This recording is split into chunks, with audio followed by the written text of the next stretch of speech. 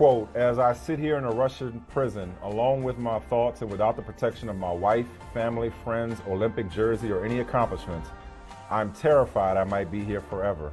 I still have so much good to do with my freedom that you can help restore. I miss my wife. I miss my family. I miss my teammates.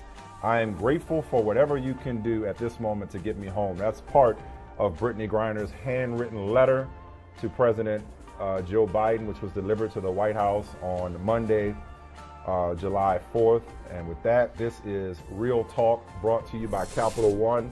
Shalise Young, you first and then Megan. But Shalise, when you hear Brittney Griner's wife, when you hear those words from Brittney Griner herself, you think what? It's just heartbreaking. You know, it's heartbreaking, and I can't imagine the helplessness that Sherelle feels, that Brittney feels. It's devastating. I know there are political, geopolitical things far beyond my scope of understanding that are involved in this situation.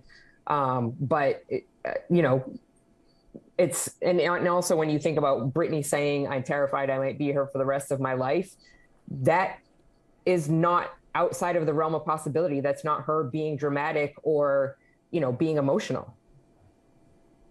Yeah, and I took the words right out of my mouth. It's just like heartbreaking when you read the letter and you see the excerpts parts from it, with her writing it on the 4th of July and her taking it back to her dad and celebrating and how they used to celebrate, and how this just takes a whole new meaning and new life for her. It's just, I can't process it all. And it's above me and my knowledge, especially when it comes to when you hear her wife say that still yet they haven't heard from Joe Biden. And even the words of Brittney Griner saying, I know you have a lot to do, you know, to the president. I know there's a lot going on, but just don't forget about me. And the fact that, you know, Brittney does feel forgotten about, it's just so devastating. And you're just like, you want to do something, you know, that we don't have that power and that control, and there is so much going on, but you just want to see her come back home and her to feel like, and for her to be embraced and loved. Yeah, wearebg.org is the website, and you're right, Shalise. There's a lot of factors and complications that are above my pay grade. Apparently, there's this arms dealer by the name of Victor Bout, who's serving 25 years, that Russia wants released in return for any detainees. And there's another Marine named Paul Whelan, who's been there since 2018. The other thing is, this draws more attention to the plight of Trevor Reed, who was there for about 3 years before his declining health, facilitated, I beg your pardon, a prisoner exchange.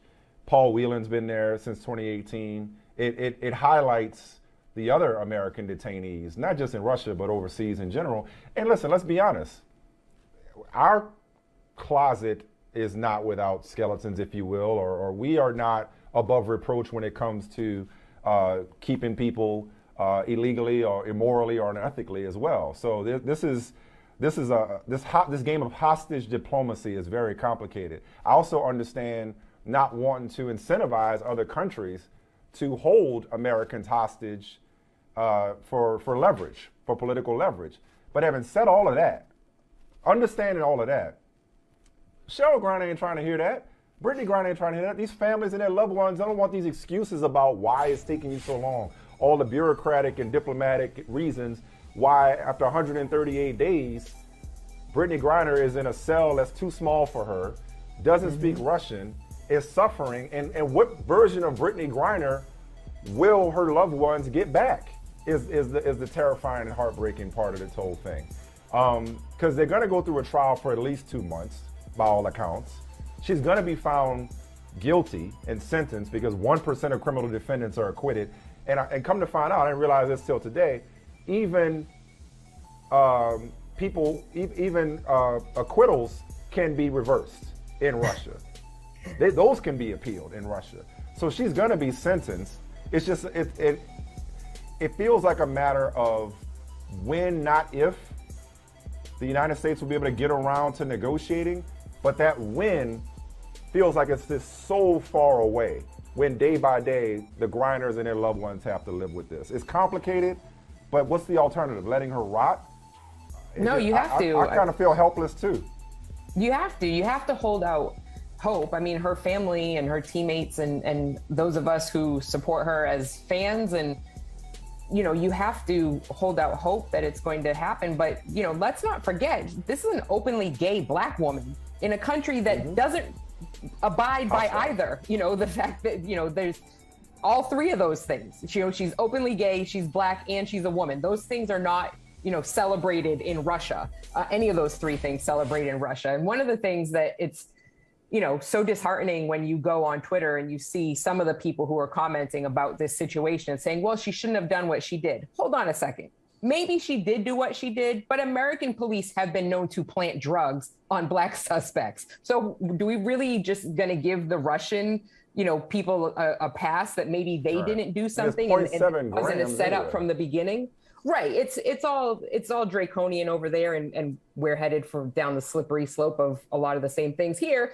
But you don't want to just, of course, it's the same type of propaganda that, well, she shouldn't have done what she did, and they could have set all of this up from the beginning because she is a high profile person and she's going to get more attention than a Marine or somebody along those lines. It is getting national attention and it's getting talked about, which is a great thing, but that doesn't seem like it's going to speed the process up or change the end result. And when you think about, I was like, when you think about, hey, I could not have said it better myself, actually. Yes, you spoke. I felt that sigh. Well said.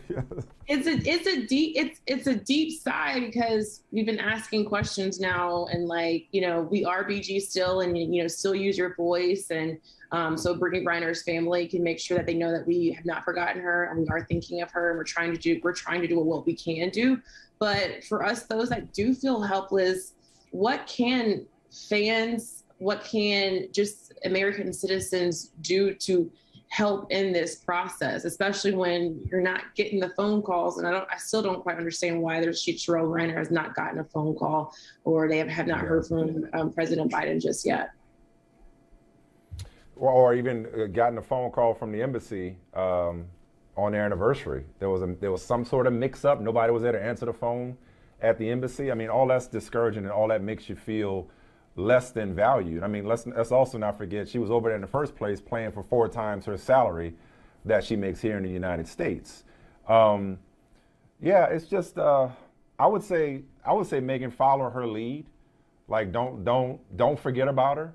By her lead, I mean Cheryl's. I mean, she is still fighting the fight. She is still driving awareness. It's got to take an inordinate amount of strength to be able to talk about this publicly every day the way that she is on national television.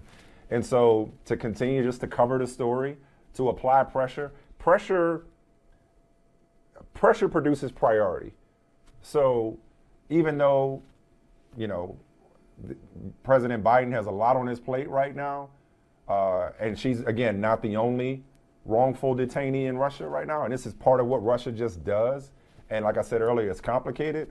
I think the more we draw attention to it, the more we're discussing it, the more Cheryl Griner and others continue to keep Brittney Griner's name top of mind, the better chance or the better odds that the United States makes this priority one, bringing her and Paul Whelan home.